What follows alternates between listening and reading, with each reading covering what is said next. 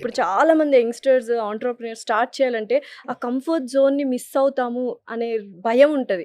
అది ఎలా టాకిల్ చేశారు? ఏమైనా టిప్స్ చెప్తారా? చిన్న ఎగ్జాంపుల్ చెప్తా మేడం. హ్మ్. నేను శ్రీరామ్‌లో పనిచేసినప్పుడు కంఫర్టబుల్ జోన్. హ్మ్. నేను బిజినెస్ స్టార్ట్ చేసినప్పుడు పెట్రోల్‌లో ఎప్పటికప్పుడు ఆ ముళ్ళు ఉంటది కదా! హ్మ్. దాన్ని చూసుకుంటా ఉండేవాడిని. అది తగ్గిపోతుంటే నాకు బాధేస్తుండేది. ఎళ్తే ఒక రూ. 100 ఇచ్చే పెట్రోల్ కొట్టించుకునేవాడిని. హ్మ్. బట్ వెరాజ్ నేను శ్రీరామ్‌లో పనిచేసినప్పుడు ట్యాంక్ హ్మ్. ఫుల్ కొట్టనేవాడిని. హ్మ్. ట్యాంక్ ఫుల్ కొట్టినప్పుడు నా కంపెనీ పే చేసేది. సో, నాకప్పుడు దాని విలువ తెలిసేది కాదు. హ్మ్. హ్మ్. హ్మ్. బట్ యాస్ ఎ బిజినెస్ మ్యాన్‌గా వచ్చినప్పుడు మన జేబులో డబ్బులు తీసి ఖర్చు పెడుతుంటే ఆ డిఫరెన్స్ తెలిసింది. అప్పట్లో ఏటీఎం కౌంటర్‌లు ఉండేయండి. హ్మ్. ఇప్పుడెక్కడ కనిపించట్లేదు. హ్మ్. ఏటీఎం కౌంటర్‌లోకెళ్ళి డబ్బులు తీసుకునేవాళ్ళం. అవును. సో, ఏటీఎం కౌంటర్‌లోకెళ్ళగానే ఏసీ ఉండేది ఏటీఎం కౌంటర్‌లో. చల్లగా అనిపిచ్చేది. నాకు మా కంపెనీ గుర్తొచ్చేది. అబ్బా!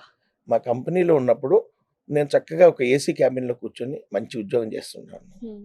బట్ వేరస్ బిజినెస్ మ్యాన్‌గా స్టార్ట్ చేసినప్పుడు సాయంత్రం అయితే ఈ ఎండ షాప్‌లోకి పడుతుంటే ఆ షెల్టర్‌ని ముందుకు జరుపుకునేవాళ్ళం. ఏది ఎండ పడకుండా. ఆ క్లాత్ ఏదో ఆ! ఒకటి అడ్డు ఏసీ పెట్టుకొని. గీసీ ఏం లేదండి. హ్మ్. సో, అప్పుడు నా కంపెనీ గుర్తొచ్చేది. సో, ఎప్పుడైనా అనిపించిందా ఇంత కష్టం పడుతున్నప్పుడు వెనక్కెళ్ళిపోవాలి అని ఎప్పుడైనా అంటే మొదట్లో అనిపించిన నాకు సందర్భాలు? అప్పుడప్పుడు అనిపిచ్చేదండి. హ్మ్. ఒక 2 ఇయర్స్ తర్వాత వెనక్కెళ్ళిపోదాం అనుకున్నా. నేను ఓకే. కూడా డిసైడ్ అయిపోయాను. అప్పుడు ఒక నష్టపోయాను. సో, ఎళ్ళిపోదాం అనుకున్నాను. మా కంపెనీ వాళ్ళు కూడా ఇంకా మూటములు సర్దుకో నీకు అయిపోయింది ఇక. వచ్చేసేయి నీకు ఏం ఫీల్ అవ్వమాకు.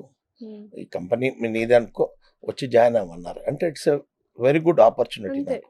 తిరిగి నేను వెళ్ళిపోవడానికి మంచి అవకాశం ఇచ్చింది కంపెనీ. చాలా మంచి కంపెనీ అండి శ్రీరామ్ హ్మ్. కంపెనీ. హ్మ్.